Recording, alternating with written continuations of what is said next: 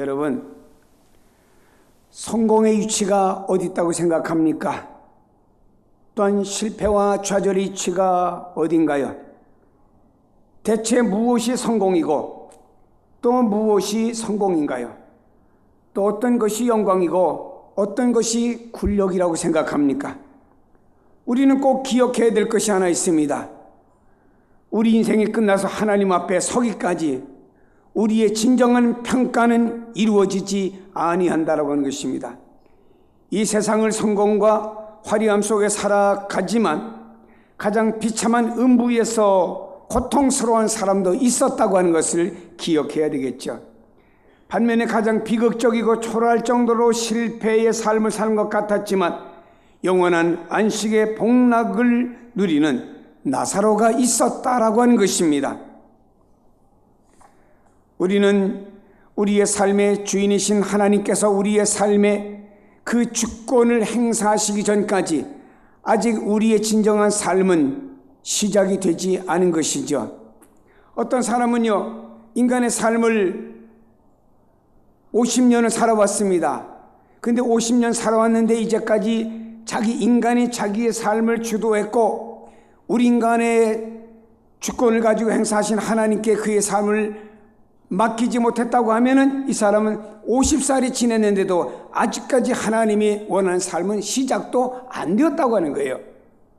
하나님 안에서 삶을 시작하기 전까지는 인생에 대한 어떤 섣부른 판단도 하지를 말아야 됩니다.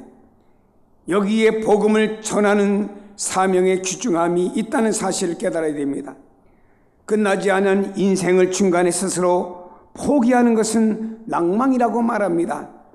또한 낭망이 쌓여 삶의 새로운 노력도 하지 않은 채 운명의 노예가 되어 파멸을 향해 삶이 나가는 것을 가리켜서 시험에 든다라고 표현을 하고 있는 것입니다. 낭망이나 시험에 든 삶, 이 모든 것은 결코 진정한 삶을 시작해보지도 않은 채 스스로의 삶을 놓아버리는 일이기 때문에 성경에 이렇게 되지 않도록 기도할 것과 동시에 극복할 것을 우리에게 명령 말씀하고 있습니다. 마태복음 6장 13절에 말씀합니다. 우리를 시험에 들게 하지 마옵시고, 마태복음 25장 6장 41절에 시험에 들지 않게 깨어 기도하라. 누가복음 18장 1절에 항상 기도하고 낙심하지 말아야 될 것을 이렇게 말씀하고 있습니다. 시험에 빠지면은 모든 것을 잊어버리고 맙니다. 그리고 심지어는 삶도 포기하게 됩니다. 마귀의 시험에 가룟 유다가 예수님을 부인하게 만들고 결국에는 스스로의 삶도 죄의 절망감 때문에 스스로의 삶도 스스로 매듭 짓고 말았지 않습니까? 자살로다가. 그러므로 항상 시험에 들지 않도록 조심해야 된다고 성경은 말씀하고 있습니다. 낭만과 시험을 이기고 하나님의 주권 속에서 일어서서 삶을 살아가는 것이 믿음이라고 성경은 말씀하고 있습니다. 이 믿음을 결실케 만들어주는 것이 바로 은혜입니다. 은혜가 무엇인가요? 우리에게 꼭 필요한 것을 하나님께서 값없이 베풀어 주는 것입니다. 하나님, 우리 모두가 시험을 이기고 낭만과 절망을 딛고 일어설 수 있기를 끊임없이 우리에게 은혜를 베풀어 주는 거예요. 오늘 본문에 보면 하나님께서 낭망에 처한 한 인생을 어떻게 회복시켜 주시고 그 영광의 삶으로 이끌어주고 있는지를 잘 보여주고 있는 대목이 본문의 말씀입니다. 본문은 여러분들이 많이 읽고 또 보았기 때문에 제가 설명을 약하면서 바로 본론 내용으로 들어갑니다. 낭망에 처한 베드로의 모습을 보세요. 3년 전에 주님의 부르심을 받았습니다. 그러나 현장의 베드로는 옛날 모습 그대로 서 있습니다. 다시 말해 갈릴리 호수 주변에서 주님이 너는 나를 따르라, 이제까지는 내가 고기 잡는 어부였지만 이제부터 사람을 낚는 어부가 되게 하리라, 예 하고 주님을 따랐습니다. 3년 주님을 따라다녔습니다. 그리고 나서 베드로는 다시 옛날 모습 그 자리에 돌아와서 앉아있는 겁니다. 3년 동안 무슨 일이 있었습니까? 주님의 제자로 부르심을 받았습니다. 고난도 있었지만 숱한 하나님의 영광을 체험한 사람이었어요. 예수님의 수많은 기적의 현장을 목격을 했습니다. 폭풍우가 몰아치는 바다를 향해 주님께서 말씀 한마디에 바다가 잔잔해지는 것을 보았습니다. 기적으로 갈릴리 호수를 걸어가는 체험도 한 베드로였습니다. 주님의 명령을 받고 갖고 올라나가서 주님의 이름을 외칠 때마다 귀신이 나가고 병든 자가 일어나는 것을 체험한 베드로였습니다. 변화산에 올라갔습니다. 변화산에서 이미 이 세상을 떠나는 모세와 엘리야가 하나님의 영광으로 내려온 것을 보았습니다. 예수님이 박변화되어서 너무너무 예수님 변화된 그 모습이 그냥 해같이 빛나서 볼 수 없는 그런 모습도 베드로는 보았습니다. 말로 형용할 수 없을 만큼 수많은 체험을 했고 보았던 베드로였습니다. 예수님께서 하늘에서 음성을 들렸습니다. 예수는 바로 어떤 분이라 음성을 들려주었습니다. 그걸 들었던 베드로였습니다. 베드로는 또 여기 와서 있어서는 안 될 사람이에요. 베드로는 그 자리에 와서 있어서는 안 될 사람입니다. 부름받아 나갔다가 다시 그 자리로 돌아온 거예요. 베드로가 옛날 모습 그 자리로 다시 돌아왔습니다. 만일 여러분이 베드로라면 어떻겠습니까? 여러분이 그런 베드로같이 세월을 보냈습니다. 그럼 여러분 옛날 모습으로 돌아와서 여러분 그 자리에 앉았겠습니까? 저 사람은 쫓겨났나 봐. 떠날 땐 한 가닥 할 것 같이 떠났던 사람이, 노란 떨었던 사람이 다시 저로 돌아왔어. 내가 그럴 줄 알았어. 이러고 뭔가 동네 사람들이 말할 수가 있겠죠. 어떤 사람은 이런 말을 할 수도 있을 겁니다. 당신은 실패한 사람이야. 만일 내가 당신이었다고 하면은 난 그런 모습을 여기지 않았을 거야. 베드로는 지금 보여주지 말아야 될 모습을 다른 사람에게 보여주고 있는 것입니다. 잊지 말아야 될 자리에 베드로가 있다라고 하는 것입니다. 그렇게 놀라운 영광을 체험하고도 그렇게 당당했던 베드로가 왜 이 자리에 있냐 이 말입니다. 그거는 하나입니다. 낭망해서 그랬다는 거예요. 낭망해서. 베드로의 낭망의 이유를 많은 분들이 이렇게 말합니다. 주님께 절대로 주님을 부인하지 않겠다고 맹세까지 했던 베드로가 대제사장의 뜰에서 너무나 비참한 모습을 보여주었고 주님을 3번이나 부인하고 심지어는 저주까지 했던 일이 벌어졌습니다. 다 주님을 떠나도 나 베드로는 절대 주님을 떠나지 않겠습니다 라고 호언장담했던 그 사람, 누가 뭐라고 해도 나는 주님을 사랑하고 주님의 교회 일꾼이 되겠다고 했던 사람들이 왜 오늘의 모습이 그런 모습이냐 이 말이. 여기 있는 베드로는 주님을 저주까지 했습니다. 주님의 말씀대로 닭이 울고 베드로는 심한 통곡으로 자기 자신의 행했던 모든 것들을 회개하는 역사가 일어나게 되었죠. 그리고 부활한 주님이 자신을 포함한 제자들을 찾아오셨습니다. 근데 여러분, 우리가 성경을 쫙 보면요, 부활하신 주님이 베드로가 수제자입니다. 그리고 베드로를 중심해서 10명이 있을 때도 한번 찾아왔고 도마를 중심해서 11명의 제자가 있을 때에도 주님은 찾아왔습니다. 부활하신 그날 저녁에 10명의 제자가 있는데 찾아오셨습니다. 제자들이 놀랐습니다. 한 주간 후에 이번에는 도마까지 있는 그때 주님 또 찾아오셨습니다. 부활하신 주님이. 근데 여러분, 그때까지 주님은 베드로에게는 아무 말씀 한마디도 안 했어요. 성경을 보세요. 주님은 베드로에게 말씀한 건 요단강 강가에서 최초로 베드로하고 주님하고 대화를 나누신 거예요. 주님은 오셔서 도마도 세워주셨습니다. 근데 주님이 오셔서 베드로는 세워주지 않았어요. 자신의 행위를 알고 있던 베드로, 주님이 자기 자신이 한마디 하지 않고 주님이 그 베드로를 바라보시는 눈은 사랑의 눈으로 베드로를 바라보신 거예요. 베드로는 그 주님의 사랑의 눈초리 앞에 압도되고 말았습니다. 그리고 자기 자신의 잘못된 죄책감에 사로잡혔죠. 그는 아마 이런 생각했을는지도 몰라요. 난 안 돼. 나 같은 것이 어떻게 주님의 제자가 될 수가 있어. 내가 스스로 떠나, 내 스스로 저분 곁을 떠나 드리는 것이 저분을 위하는 길이야. 이렇게 생각했을런지도 몰라요.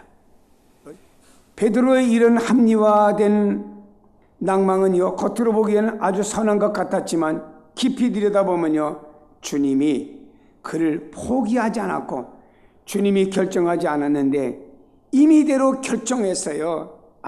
주님이 나에게 아무 말씀 안 하시죠. 주님은 저 도마에게도 말해요. 저 부정적인 도마에게도 말씀하셨는데 나에겐 주님이 부활하셔서 10명 제자, 11명 제자 있는 앞에 나타나서 나에게 한마디 말씀 안 하시기도 내가 수제자라고 불렀는데 나한테는 아무 말씀하지 아니하시고 침묵 지키시고 사랑의 눈초리로 바라만 보셨고 아무런 액션 말 한마디 없이 하셨다. 주님은 나를 포기하지 않았지만 그러나 내가 임의대로 결정해버립니다. 불신과 불순종의 죄가 숨어있는 겁니다. 그래서 베드로는 말입니다. 부활하신 주님을 목격을 몇 번이나 하고도 예루살렘에 있어야 될 베드로가 어디 갈릴리 호수로 부름받기 전에 있었던 그 자리로 다시 뺏겼다고 하는 거예요. 여러분, 사랑하는 여러분요, 주님은 포기하지 않았는데 스스로가 나쁜 결정과 나쁜 불신정의 마음을 가지고 스스로가 포기하고 스스로 가버렸다고 하는 거예요. 시험에 들면 사람이 이렇게 되는 거예요. 다시 한번 얘기 드립니다. 시험을 통해 내게 다가올 때 나는요, 시험이라고 하는 바람이 살살 불어올 때 나는 낭망하게 됩니다. 그러나 이런 시험이라든지 낭망이란 극복해야 될 과제입니다. 이것을 합리화시킬 과제가 아니 여기 있는 베드로는요, 합리화시키다가 자기가 멀찌감치 사명의 자를 떠나가 버린 거예요. 삶은요, 어디에 가든지 그 원인으로 인해서 불행해진다는 사실을 알아야 됩니다. 옛 삶으로 돌아와 있지만 베드로의 마음이 만족했습니까? 베드로가 옛 삶으로 돌아와서 고기 잡는데 기쁨이 있겠습니까? 감사가 있겠습니까? 마지못해 먹고 살아야지 하는 마음을 가지고 돌아와서 고기는 잡았지만 만족도 없고 편안도 없습니다. 그러니 고기가 잡히겠습니까? 아무런 고기 한 마리 잡지 못했지요. 베드로의 삶은 그야말로 절망과 위기에 처한 삶이었다라고 하는 것입니다. 이런 베드로에게 회복의 역사를 일으키시는 분은 예수님이신 줄로 믿으시기를 바랍니다. 사람 같으면 한때 자신의 수적이었던 사람이 뭔가 뒤틀리면요, 사람은 헌신짝 버리듯이 버려버려요. 더구나 자신을 배신한 사람들은 아이의 상종조차 하지 않으려고 하는 게 법입니다. 이런 것은 정치권에서 비일비재하게 볼 수 있지 않습니까? 하지만 하나님은 다릅니다. 하나님께서는 택한 자들을 반드시 일으켜 세워 마침내 그 작정하신 영광이 회복되고 그를 통하여 이루어야 될 뜻을 향하여 하나님은 나아가도록 만들어주시는 하나님이신 줄로 믿으시기를 바랍니다. 이것이 하나님의 사랑이에요. 이제 주님께서 베드로의 삶을 다시 회복하여 새로운 미래를 여는 작업을 누가? 예수님이 하고 계십니다. 먼저 베드로를 찾아왔습니다. 베드로는 예루살렘에 있어야 되는데 베드로가 갈릴리 호수까지 왔습니다. 주님 와서, 야 베드로야, 너 현주 소지가 어디냐? 너는 왜 예루살렘에 있지 않고 갈릴리로 왜 왔느냐? 내가 너를 부를 때, 옛날 부를 때 그 옛날로 왜 다시 되돌아왔느냐? 내가 3년 동안 뭐 했느냐? 나에게 무슨 말을 들었느냐? 어떤 기적을 보고도 왜 믿지 못하느냐? 라고 하는 말씀 한마디도 하지 않았습니다. 사랑하는 여러분요, 주님이 먼저 베드로에게 찾아오셨습니다. 베드로가 주님을 찾아간 것이 아닙니다. 주님이 베드로를 찾아온 거예요. 오늘 본문의 회복의 원리를 하나 찾아봐야 됩니다. 피해를 입힌 자와 피해를 당한 측에서 누가 먼저 손을 내밀어야 되겠습니까? 피해를 당한 쪽에서 먼저 내미는 것이 세상 사람들 아닙니까? 당한 측면에서 당해서 억울한데 내가 왜 먼저 해야 하겠나? 하지만 그것은 사랑과 화해 이친 것입니다. 피해를 입힌 측에서 죽어도 미안한 마음 때문에 선뜻 나서지 못하는 법이죠. 근데 보세요. 배신한 것도 베드로고 떠난 것도 베드로입니다.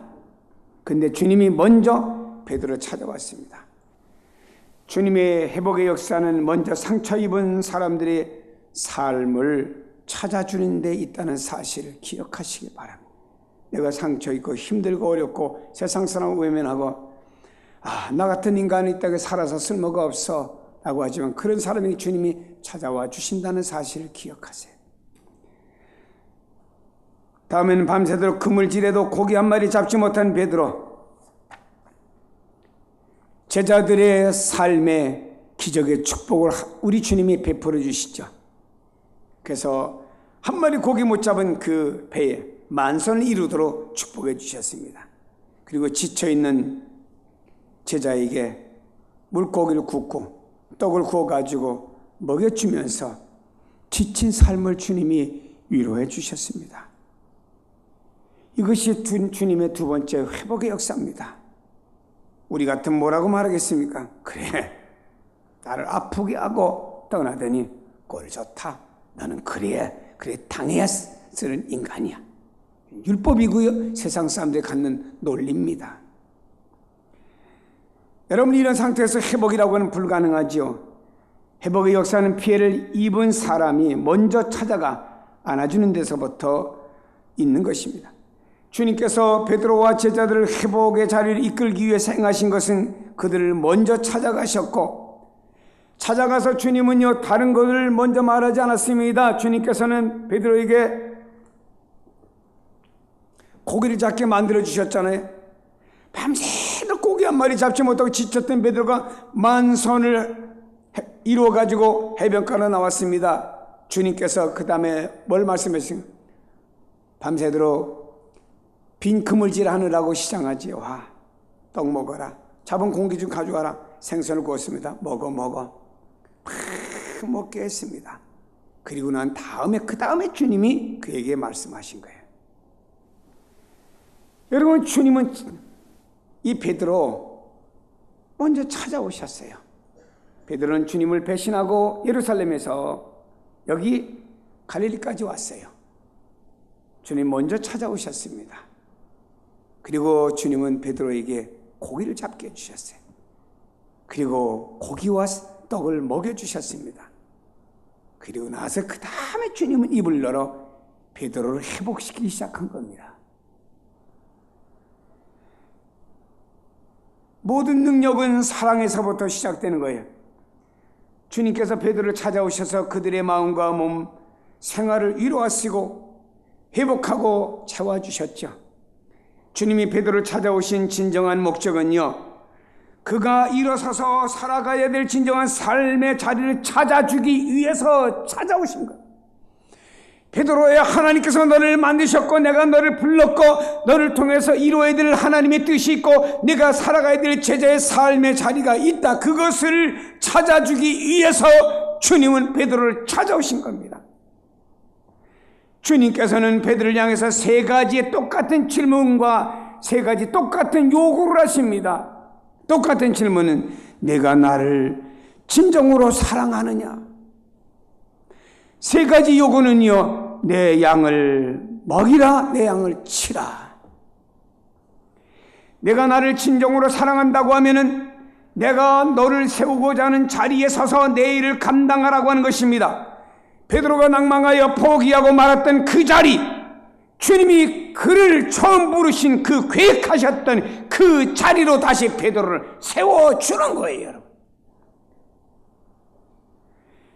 우리 그리스도인들의 행복과 영광의 자리가 어디에 있습니까? 남보다 호화롭고 풍요롭게 사는 것입니까? 아니면 하루하루 근심 걱정 없이 가족들과 건강하게 사는 것입니까? 물론 이것도 다 소중하다고 생각은 합니다. 하지만 우리가 진정으로 내가 그리스도인이라고 한다고 하면, 내가 진정으로 예수의 사람이라고 한다고 하면은, 주님이 나를 부르실 때, 주님이 그 어느 날 나를 예수 믿게 할 때, 주님께서 나에게 원하는 삶의 자리가 있습니다. 내가 감당해야 될 사명자의 자리가 있습니다. 그곳으로 세워지고 그렇게 살아갈 때 거기에 진정한 행복과 만족이 바로 거기에 있다라고 하는 것입니다. 주님께서 세우시는 자리에 서서 주님의 사명자로서 살아가는 삶을 위해서 우리에게 요구되는 것이 무엇인가요? 바로 주님에 대한 사랑입니다. 오늘 본문에 언뜻 보면 베드로의 사랑을 요구하는 것 같지만 깊이 하나님의 말씀을 들여다보면요, 주님의 사랑에 대한 우리의 응답을 요구하고 계시는 거예요. 주님께서 시몬 베드로야, 내가 나를 사랑하느냐? 내게 사랑을 요구하는 것처럼 보입니다. 그러나 이 말씀을 성경을 좀 깊이 들여다보세요. 보면요, 주님의 사랑에 대한 우리의 응답을 주님은 요구하고 듣고 싶어 하는 거예요. 여러분, 주님을 얼마나 사랑하십니까?